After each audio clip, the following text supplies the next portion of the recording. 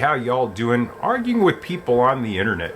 You know, a lot of times people get into these silly arguments with people and it goes absolutely nowhere. And, you know, there's a large group of people out there that says, oh, just talk to everyone, just talk. You can talk to them, you can change their mind, yada, yada, yada. But some people are just very irrational. Their way of thinking is irrational. And if you try to talk rationally to them or expect them to behave in a rational manner, it's not going to happen. You know, someone who looks like me, we've gone through life, we've had to kind of distinguish the people who we could trust even just a little bit, the people who will listen to us just a little bit about our issues and stuff like that, the people that just have a semblance of being able to discuss serious issues and stuff and be open-minded enough to listen and hear what you're saying and stuff. And there's a whole lot of people, the majority of the people, I hate to say, are not people that you can do that with. Sad to say, but it's true. So a lot of times people are trying to talk to people who are just expressing the worst beliefs.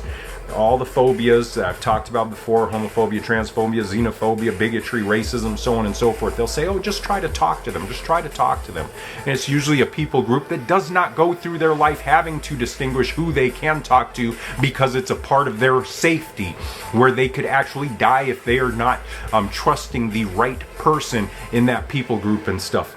They don't go through that. They don't. They can claim they do. They do not. That is a bald-faced lie and is a sign of their ignorance and immaturity. So, well, just leave it at that. So, we are a little bit better at distinguishing who we can talk to, who we can figure things out with, but the majority of the people who believe these stupid, awful beliefs are very irrational people. Their thinking is irrational. Their thinking makes no sense. They'll flip-flop on different issues. They'll believe one thing about one thing, like we'll bring up COVID. They'll believe COVID was in a biological lab and designed to kill everyone, and at the same time they'll believe it's just a cold or a flu.